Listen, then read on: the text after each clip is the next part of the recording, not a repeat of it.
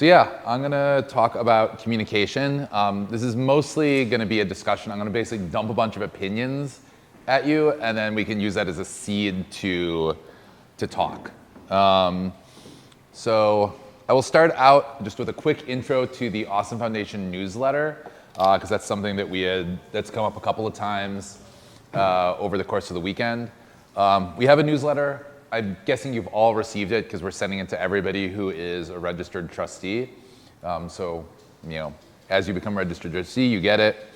Monthly, 1,200 recipients. Our open rate is, on average, about 20 to 36%, which I think is pretty good, pretty decent. The average is 4. Okay, so that is really good. We've been doing a mix of subjects, trying project overviews, chapter overviews, various awesome topics, events. One of the ones we really want to do coming up is what is IHAS, because I think a lot of people outside of the summits don't know that. We're also going to do a bunch of summit recaps. We're going to juice this for as much content as we can make out of it, which leads me to a call for some volunteers. Oh, sorry, let me do this. How many have come out so far? Good question. Our first one was June 2020. December 2024. So we are we're a couple years in. I don't actually know the full. It's been regular. Yeah, it's been regular. It's been monthly for like. Receiving it more than once or twice.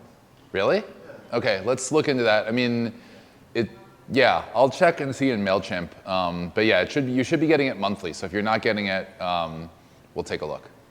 Does that go to all trustees? Everybody who's a member of an active chapter. Okay. One of the things with MailChimp that happened is that you may have forwarded it and someone non-subscribed to you, and Yeah. you would have to go back in and subscribe. Yeah. We'll take a look at one of the breaks. I can just look up your info in the audience. But we do a poll every month to just get anybody who's changed, who's been added. You have to have a login to the Austin Foundation account. Or Yes. you have people right away, so Yeah. people mention I'm not getting that. Yeah. Anybody who wants to sign up additionally can do that. I believe there's a form where you can sign up yourself, but automatically we pull people as they become trustees. As a quick call for volunteers, this here is our opposing views on the Westminster Summit that we did after that, where basically we had people from Westminster write about their experience hosting, and somebody who came to visit Westminster write about their experience visiting. I think it'd be really fun to do that again. So if any necessarily opposing. Yeah, I know. We did that for the drama. Exactly. It was clickbait. If anybody from Orlando wants to write 3-ish paragraphs about the experience of hosting everybody here, if anybody who came from somewhere else wants to write about the experience of coming in, just let me know. We'd love to have you. That's a good question. If anybody's interested in joining the newsletter team, there are 4 of us, me, Kate from Sydney, Jennifer from Ipswich, and Terry was volunteering with yes, and Sal from Gloucester, Massachusetts. What was that? Oh yes, yeah. That's one of the reasons that we actually had that Massachusetts overview recently, is because 2 of them are from Massachusetts. One of them is from multiple chapters there. But anyway, that's just a quick lead in. I'm basically just going to dump a bunch of thoughts about communication and then give us a chance to have a discussion. Basically, my feeling is that we're in a sort of a moment that's unique, or that's new for the Austin Foundation, of challenges in communication. Social media, I would say, is in different ways broken across different networks. Content is sort of algorithmically controlled and hard to get out. One social media site has sort of basically broken down morally and in terms of audience. Blue Sky's really small. LinkedIn's very professional. Also, local media is in crisis across North America. So I can't speak beyond North America, but how do we reach our audiences? which raises the question, who actually are our audiences? And I would posit we have a couple. There are different audiences we could want to communicate with. So within our chapter, within the Global Awesome community, talking to potential applicants, talking to potential trustees, or talking to the general public, which maybe the general public just sort of ultimately maps, do we talk to them for anything other than we ultimately want them to apply or join? And these are things I want us to talk about, like what do we all think? Oh, sorry, that is the wrong title. I would also posit at the core, we really care most about talking to two audiences, potential applicants and potential trustees. And I think sort of my proposition or my proposal is that like the age in which we could just sort of from home easily reach audiences, like put out content and feel like it is likely to be seen by the type of people we want to reach in ways that expand our audiences is kind of over with those problems with social media, and that we're going to have to really work in a way we haven't as much before at building community through persistent presence. This is just sort of some thoughts. I would love to hear if that even sounds right and like how our chapters communicate across all these things. I'm just going to sort of open it up. Yeah. Like, yes, I agree, social media is broken. It's broken in a way that has become increasingly kind of capitalism driven. Yeah. And so for the right price, I can still access a lot of the public through Facebook. And so I issue a news release with a photo of a giant check. I buy $30 in Facebook ads. I get 300 or 400 likes on the post. It means thousands of people see it. Are they the right people? I don't know. But for $30, I can reach a few thousand people. Are you still getting that much engagement? Or are those the real numbers? Yeah. Wow. Yeah, just to rip off of that, I was saying, I think that the ways the platforms are broken is very different. I think that there's an argument that what Meta products want is they want you to pay for that visibility, and I think that depending on your circumstances, it can definitely be valuable to pay for that visibility. But with X and Twitter, it's a different story because the algorithm is prioritizing certain types of content. So there is a major question of whether we should be using X at all. And I think that's more fair, but I don't know if with Instagram and Facebook we shouldn't necessarily be thinking in those terms. There are still ways to take advantage of the ways it's broken for certain platforms. But I think that may not be true for X. I think that with X, it may be at the point where we really shouldn't be using it. Yeah. That's actually the reasons why we wouldn't want to use it. I don't think it actually is fruitful to use X. You get more engagement, all these get more views, especially for links on Blue Sky than you do on X, even though X has a huge amount of people. So I had an actual print newspaper and had to transition because we wanted to stay relevant. And one of the things that we've done is we've set up a space where we have in-person gatherings. That's important to bring back. I feel like incredibly important. But it's just instead of saying In-person gatherings, like that's a real way that you have to connect now again. But then we kind of tested all of the social media because when we boost now, we don't get the right people all the time that we were getting. It's almost like sometimes Facebook is gaming it to be combative. And so that's what we found. But if we created really nice long form, and it's almost like content you might just go to sleep to or so, like just nice, simple long form, like history, talking about an organization, and it's very mellow, we have seen like astronomical numbers. Wow. Yeah. Mm-hmm. And so it says that we are the TV, and if we just get it right, we get a lot for free. Even on TikTok and Instagram, I just give it to my interns. They have what's trending, and that's how we tell the story. And again, astronomical without even boosting.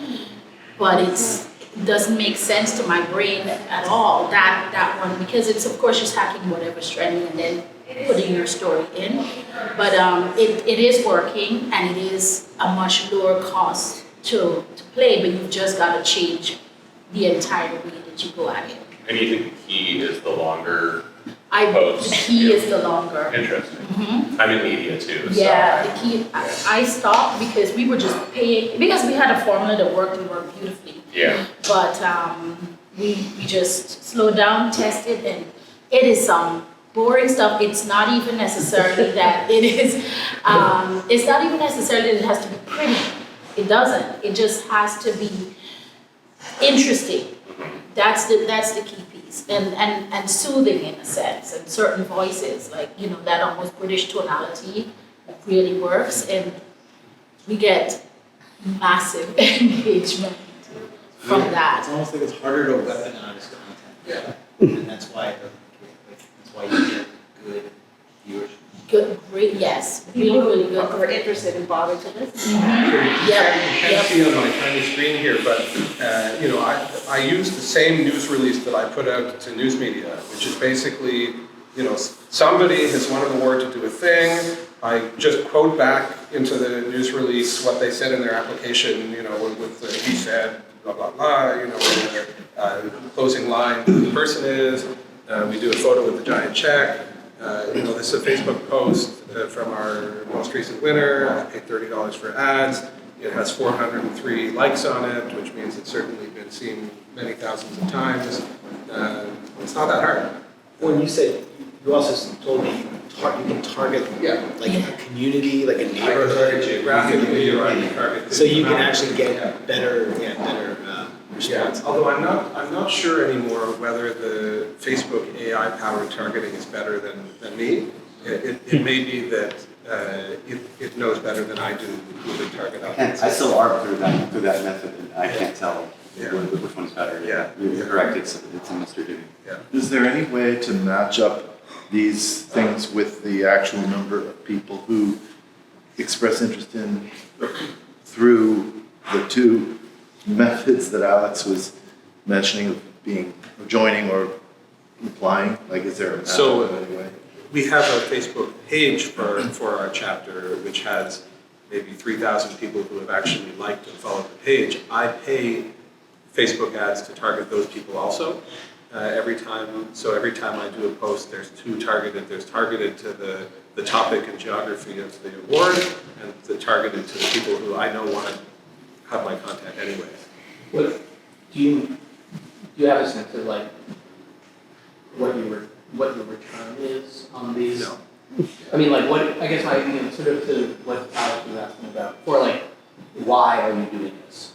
Because I think there's value in the stories being out there, and I'm not convinced that everybody pays attention to traditional media. I mean, the stories are appearing also in traditional media, but not everybody pays attention to it. Like, if people click, like, if people click on anything in those ads? Like, Well, then I'm optimizing for likes and comments. Okay. So if I get 400 likes, You get comments on these? yeah. It's just sort of generic, oh, what a great idea, I love that. Sometimes we get negative comments, right, when we fund something in a controversial topic. So I'm a little on the fence. If they're really egregious, I delete them and block. But maybe I'm part of the problem here, but having that fight between negative and positive comments really drives the exposure of trust. Well, and I agree that if you let the community, one of the things that happens sometimes is somebody posts something negative, and then 45 people Yeah, comment positive yeah, that's and right. make your argument for We you. had that It's beautiful. with the recent grant, where the grantee actually mobilized their community to come and pile on and react to the negative. So that really helped, yeah. This is kind of off topic from like the social media side, but as I'm considering like starting a chapter or something like that, and you ask the question, how do you attract people to it? I think someone mentioned that they've used posters. Is that that's We mentioned Yeah, we have a little bit. Wait, who was that? I think Ottawa does it. Ottawa. Because I feel like that would be kind of dope. I don't know. So that was the thought that I was like, oh, I think posters would be really helpful for like the downtown area, and then like in the coffee shops and stuff like that. And to your point, like longer format, I think gets to the idea that people are like human starved right now with like so much of the AI and technology. So that was probably what I was gonna do first, was just put up posters as like So to get people. there's a template on the wiki if you'd like. No, to we can do 5 minutes. Yeah. Awesome, thank you. One question I would have actually about the posters specifically is like we did that in Toronto early, but you put them up and then most places cycle the posters every week. Do you just go back every week or so? Do you At a just certain point, we just stopped because it was too much work. Yeah. But in a very targeted way, our trustees will go drop off posters in their own neighborhoods and their own favorite coffee shops. And I haven't done this in a while, but our public library system lets you send a stack of posters to Library HQ, and they send it out to all libraries and put it up in each branch. That's great. And then there's something in New York that we haven't done yet that we've been thinking about doing. And by we, I mean I, and by thinking about, I mean I had this thought last week. Which is that we have all over New York City these Link NYC kiosks, the digital kiosks. But the ad rates on them are incredibly low. And I also think that they have nonprofit ad rates on them. So I want to just like put up a thing that's like, you know, $1,000, no strings attached. Apply here and see what happens. We haven't done it yet, but Are any of these national that we could reach out and? that one is not. I think that one is just New York. It might be worth looking to see like through the nonprofit. Can we like how would it work? Because yeah, there are definitely places in Toronto as well. Like Also, it's really cheap to get billboard space in Times Square. It is remarkably cheap. It's like Or bench backs. what? oh Back yeah, of public Yeah. benches. Well, airports too. That's gotta be. Jim, did you have something you wanted to? Guy on the sign with the, you know, the corner. Yeah, yeah, That's hot dog. Do that. I can't. Hey. To Al's point, Al, right? When putting up posters, if I were starting a new chapter, I don't think that I could target potential trustees with posters. I don't think I would find them, so that might not be an efficient way to get your group started. But for targeting applicants, we've done it here, and I think you have the problem of constantly having to replace them and refresh them and find new The places. logistics. If you've got a group of trustees and everyone takes 10, yeah. I think that's a great way to encourage new applications. I do think you could get creative though with posters to attract attendees. Attract trustees. Yeah. In particular, maker spaces but also don't rule out the targeted Facebook ads Yes. also, right? You could target people who are interested in particular community things. The other piece I wanted to piggyback on that is that when you actually, like if we're all in the room and we take a photo, tag everyone, because it's about different audiences. We're in silos, and the way to get different audience, get into different communities is to really just have that person's tag on, right? And it shows up on the page. Tag the location, so check in at the location. Ask, like collaborate with posts. Like we do that a lot, and it opens up our audiences tremendously. Because at first it just felt like a lot of our people did not want that. But I can tell you that part has really opened up everything, because we collaborate with photographers, we collaborate with influencers. If you put on our costumes and your content's good enough and you collaborate with us, we will take that collaboration, and that just puts us into different audience spaces easily. But the boosting works really well. Have you told them what you're talking about when you put on costumes? Sorry, I do my festival in Terry Orlando. around in a costume. Terry has actually judged and been to the biggest carnival here as well with us. But we do Orlando Carnival in this city, and we do Caribbean festivals. So when I'm talking about costumes, we take It's not much clothing, I should say. not much. But we take folks to all of the different festivals throughout the year, where we take our team out, and we participate and we collaborate, and that opens up a lot of audiences as well. I had a question about a lot of the stuff that everyone's been talking about has been local, right? Very much about their own chapters, which I think makes sense because that's sort of what we're doing here. You know, like how do I get trustees for my chapter? You know, how do I get trustees for my chapter? How do I get applicants for my chapter? How do I get better applicants? Whatever else. And I'm curious whether people have ideas or things that they can do or offer up, or like, you know people who could help on a more like sort of national, international, broader level to like sort of help all the chapters, not just the ones that are here, not just the ones who have the resources and the time and the dedicated deans or trustees to like do stuff, right? Like I said, I had this idea for like the Link NYC things, but like, you know, I told my trustees and they were all like, I'm too busy, I have a kid, I have a new job, I'm not gonna do it, and then I'm like, no time.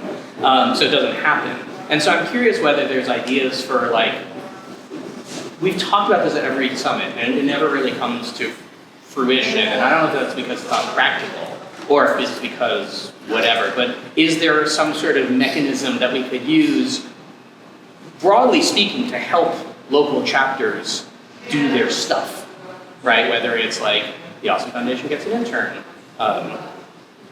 etc. Anyway, it's not a question for me, talk. I'm not gonna call on people. Okay. Good, I'm excited. Good. Because I've been thinking too about how we could possibly pool all our resources, and like things are cheaper in bulk, and you know, if we each commit a little bit of our awesome money once a year to some of those efforts, including possibly hiring someone. One of the things that I do is for organizations is I'll create like social media templates that apply to all of them. I think the poster's great, but I think we could do better posters, right? Or more attractive Facebook posts from a professional who understands that. So that's just something I'm curious about. But I want to be very specifically, I would say that if it's something that would benefit all chapters, I think there's two things I would say. One is IHAS has money. Yeah. So IHAS can do some of that, right? Like, if it made sense, I think we should and could do that. The second thing, though, is that I think the resources are nice, and I also think that in reality, like a lot of people just like it goes on like next month's list and next month's list, and like, oh, I have a template, I know the template exists, and I haven't done the social media posts, I haven't done the thing. Hire someone to do that. And so like having somebody like. You were saying, like, you know, obviously, like, you know, our chapter has like one project a month, right? Like most chapters have like one, maybe two projects a month per chapter, which is like not really enough work for like one person to like do a thing. But across all our chapters, we have, you know, like several a week. And so that actually turns into like a thing that might make sense to have somebody who has a pulse on that, who knows like, you know, regionally who to get in touch with and could maybe craft stories across the whole thing. I'm not in PR, I don't know what that looks like, but I imagine that there's somebody in this room or in a chapter who's like, oh yeah, that's a blah, blah, blah, we do those all the time, whatever, so. I have a proposal. So when I was working at an organic grocery store back before organic was a known term for a way to build your diet or do agriculture or whatever back in the 80s, I suggested that we change our name from the Inner Sunset Community Food Store, to, which is named after the neighborhood. It's nothing about an inner personal sunset. Anyway, just a descriptive name to the organic grocery, and I said, you know, it's collectively owned by the workers. You know, we need this PR boost that everyone, as this new concept comes into being, needs to associate it with us. They didn't do it, and they went out of business. But we have a chance because there's this new thing happening that we do that is not popular as much as it will be in the next months and years. We do stuff in person, and we could do a PR kind of setup of associating the concept awesome social with in person. Instead of being an online social media thing, Awesome Social is in person. Just a proposal. I don't know if You're talking about the projects? No, I'm just saying if we could in some way build on the idea that it doesn't even matter whether we do everything in person, just getting the terminology out into the world that there's this thing called Awesome Social that means in person, and it comes from the Awesome Foundation, that creates an obvious spreading of various aspects of this. And it's not for the purpose of changing the way we do things or proving that doing stuff off the internet is better. It's just that since that's happening anyway, people are sick of the internet. I'm not the only one. I have a flip phone and I cannot tell you how many times a day people say to me, whoa, cool, I really wish I could get rid of my phone. You know, people getting off the internet is a growing thing. All right, So- cool, there you go. I do think we should call it your son's on that. Yeah, so I think to wrap it up, I think there were a lot of really great things. I actually feel like this was really productive. One of the big ones is, I think, at least for me in the chapters I've been in, we really tended to feel like, okay, we give our $100 a month and then everything else is like volunteer effort. But I actually think there's a place for us to think about like what would an additional spending of some small amount of money for Facebook ads, for physical ads in physical space, and so on, be able to accomplish. And maybe like that needs to be part of our budget, that needs to be part of our thinking, because it's just hasn't been something I've personally ever thought about before, but it feels like it could really be powerful at reaching audiences.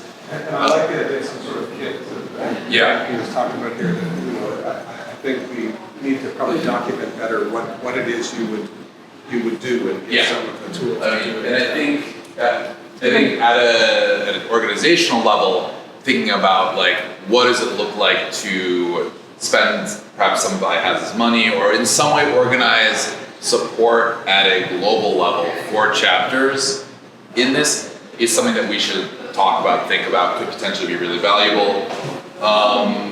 We also talked about like posters, specifically in that one, local libraries as well as local cafes. Like the library actually is something I'm really excited to reach out to. Also just a great connection to make. Yeah, I mean, there are a lot of other things we talked about. Longer form content, sort of smooth content that can't be weaponized. The idea of like a trustee, or sort of the grant winners Google group is one that really stuck with me. We also talked about like reaching out to local festivals and maybe like for chapters that want to do a pitch night but don't have the resources to organize that as a way of communicating, like doing something at a local festival could be a really effective way of having a built-in audience, built-in structure. There are a lot of things that have come up through this whole weekend. One thing we didn't talk about in this group was outreach for the purpose of starting new chapters. Yes, that is true. That's a whole. With that context, I was just thinking, the interns, you use interns a lot. And what if I had done an intern or so? I could concentrate on the diaspora of chapters and helping bring new ones on and that kind of thing. That would be, I think, an interesting internship and be something beyond what you guys have time for. Yeah, I mean, let's have a separate conversation about this. I think this is also a marketing activity because it's finding those, that pipeline of prospective chapters. So happy to chat about that. Can I just do one quick sidebar on Tom? Yeah, I would say thank you all. This is a really great discussion. Let's sidebar and then. I just wanted to give kudos to Nikki for the branding of the summit, and I've been sort of thinking over the last days here, the posters, the name tags, It was out on the sidewalk. but I walked into the summit and it just looked right. I mean, it was like, oh, this is us. So you really nailed it. Thank you. thing that may or may not be related to that. I heard you guys talking about volunteers and interns, and I asked you to consider not getting volunteers, but getting a couple of trustees who may not have the financial resources, but have the time and talent and the enthusiasm to do that social media and, or whatever that promotion is. Call them trustees, give them a seat at the table, and make them equal. They're doing work together. We have a trustee who, instead of paying in $100, goes out on assignment every month with her camera to go take the photo of the check. That's a really valuable contribution. Yeah, our trustee that does